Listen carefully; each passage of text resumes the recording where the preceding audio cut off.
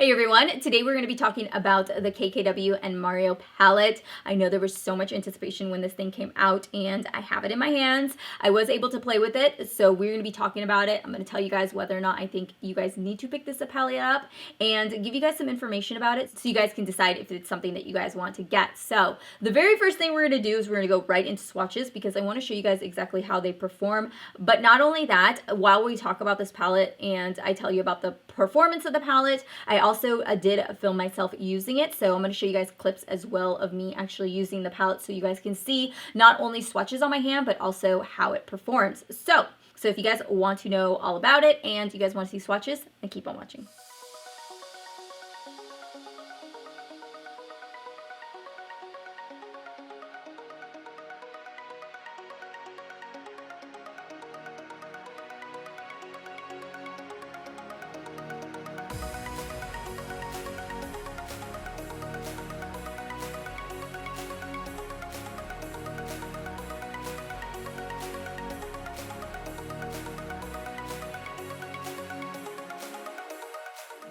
So we all know that there was a ton of anticipation with this palette.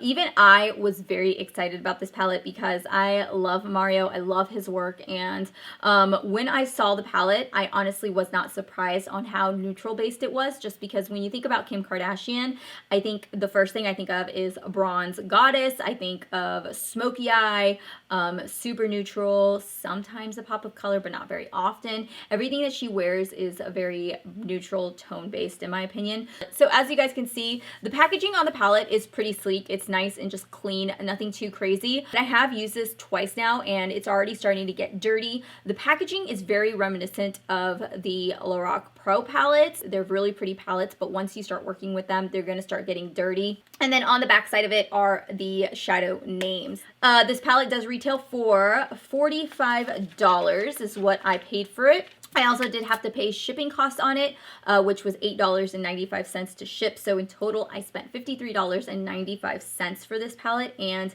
I ordered it on April 5th, and it got to me on April 12th. And I think that's actually pretty fast. That's a 1-week span from the time that I ordered it to the time that it arrived at my door. Now, the one thing I will say that I liked about her shipping was that I got an email for everything. You know, that I got the order accepted, it was processing, it was getting ready to ship, and then it was out for delivery, which I thought was really cool. So no issues there, but the cost of it, I noticed that when I was reading on comments and stuff, a lot of people were really turned off by the palette because of the shipping cost itself. $8.95 is kind of expensive, especially when you add it on top of a $45 palette with only 10 shadows.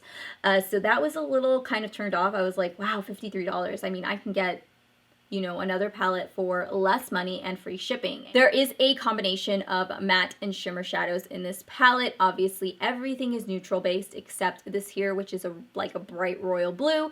Of all of the colors, I will say that the matte shadows really helped blend out nicely. They are pigmented. I wouldn't say that they are the most pigmented. The lighter colors, especially like these orange tone shades, as you guys can see, when I apply them, they apply nicely and they blend out nicely. The one thing I noticed with some of these shadows was that when I used my brushes, I would get splotching at first, like it would apply, it would splotch a little bit, but once I would blend it out, it would be perfectly fine. And I've never had that happen with other shadows, so I don't know if it's just this formula in particular. I wouldn't say that there was a lot of fallout either with this palette, but it was pretty decent. It's not the most fallout I've seen with some other palettes, but it's definitely not a dry formula for sure.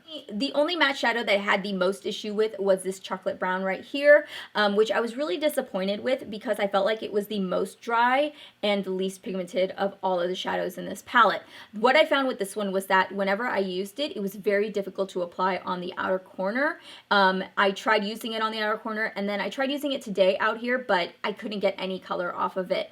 The other thing I noticed with this shadow was that when you would apply it, you could only get so much color buildup on it and then it just stopped. Like there's only one color you can get, like it's not even that dark, and then it just like you can't get any, you can't build off of it. So you know with shadows you can build and build and build and get more intense and really get that color that's in that pan. You can't get that with this shadow. It's like a very dry light brown shadow, and then it just really doesn't do anything. I will say the one shadow I was actually surprised with and really got some depth with was this bright orange shadow, this terracotta shadow you want to call it. That's the only shadow I was able to build up. So as far as the metallic shade goes, the metallics in here are really pretty. I did not have that many issues with them. Again, neutral colors right here, this one, and this one, perfectly fine.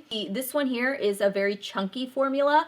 The first time I used it, it was really difficult to apply on my brow bone because I would get so much of the glitter that would fall off of it. So I did not like it. And then today I used it with MAC Fix Plus and it was a lot less chunky, I would say, to apply. So today's look really just revolved around using colors that I knew were gonna work, which were obviously the neutral colors in this palette. I think if you don't have a neutral palette, which would be crazy if you didn't, but it's possible, then maybe you should get it. But again, I think if I was to recommend a neutral palette, I probably wouldn't recommend this one because you're getting 10 pans for $53 in total. And I know of so many palettes that you can get 2 palettes for the same price, if not less, with a bunch of neutral colors and then a bunch of like different playful colors to play around with. So I think that a majority of the people that are buying this palette are really just supporting KKW or Mario. And the reason I bought it mainly was because I wanted to support Mario myself. What you guys think about this palette down below. And I just want to know your guys' thoughts, and I hope you guys like this review. Make sure to give this video a thumbs up if you guys enjoyed my reviews. And if you guys haven't subscribed before you head out, please make sure to subscribe down below. Otherwise, I'll see you guys later. Bye.